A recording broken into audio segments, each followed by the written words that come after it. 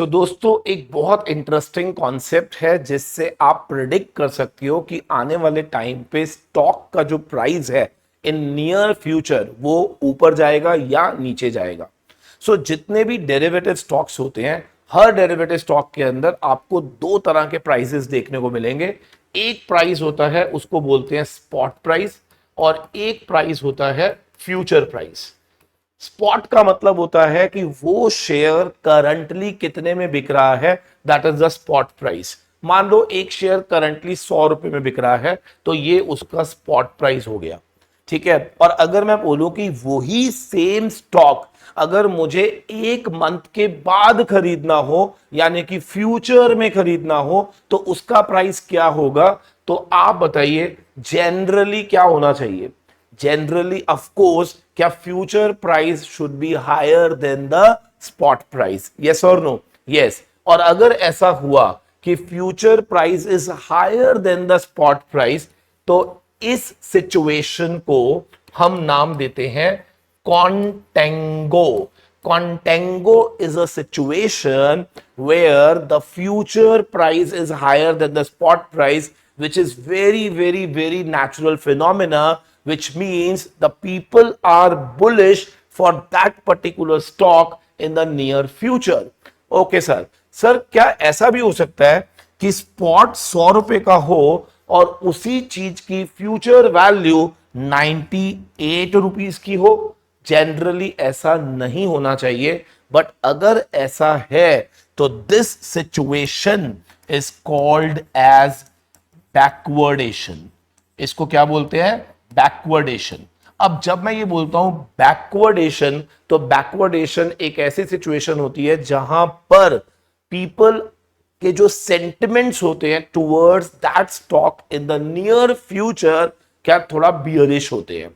तो ये एक सीधा सीधा संकेत जाता है कि this stock might be in the bearish mode very soon. जब भी बैकवर्डेशन आती है, याद रखना बैकवर्डेशन दो केसेस में आती है। एक बैकवर्डेशन तब आती है जब कंपनी ने कोई डिविडेंड दिया होता है और वो डिविडेंड इस फ्यूचर प्राइस में एडजस्ट होने की वजह से थोड़ा सा नीचे चला जाता है, तो वो नॉर्मल सिनेरियोज होते हैं। लेकिन अगर मैं कहूं कि कंपनी ने कोई डिविडेंड भी नहीं दिया, बावजूद इसके अगर फ्यूचर का प्राइस जो है, मतलब अपकमिंग कोई डिविडेंड आ नहीं रहा, बावजूद इसके फ्यूचर प्राइस सस्ता आ रहा है, सो दैट मींस कुछ बियरिश ट्रेंड की ओर ये शेयर बढ़ रहा है। Now the question comes out, क्या सर आप जो बता रहे हो क्या ये प्रैक्टिकली रियल लाइफ में होता भी है? यस सर, बिल्कुल होता है। आइए इसको एक बार चेक करके देखते हैं जरा। अगर हम करंट मार्केट प्राइसेस की बात करें तो आप देख सकते हो कि Coal India is right now at the spot price of 385, whereas अगर आप इसको अगस्त का फ्यूचर देखेंगे तो इट इज अवेलेबल फॉर 381। इसका मतलब ये हो गया कि इट इज वेरी क्लियर कि कोल इंडिया जो है वो आज महंगा है और 2 महीने के बाद वाला जो कॉन्ट्रैक्ट है क्या उसमें वो सस्ता दिख रहा है। So it is very evident. और अगर मैं कोल इंडिया का फंडामेंटल्स चेक करूं तो वहां पर आप देख सकते हो कि किसी तरह का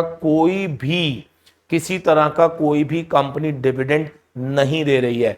तो इसका मतलब ये होगा कि this is a clear case of backwardation. ऐसी आप आरईसीएल में भी चेक कर सकते हो।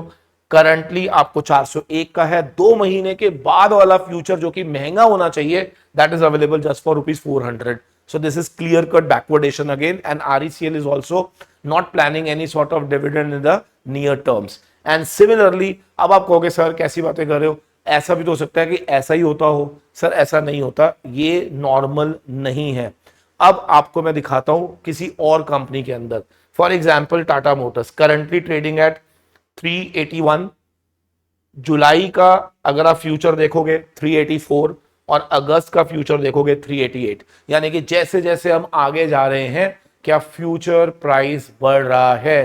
That means the Tata Motors के जो सेंटिमेंट्स हैं they are right now normal, and it should be like this only कि future must be traded at a higher value as compare to spot.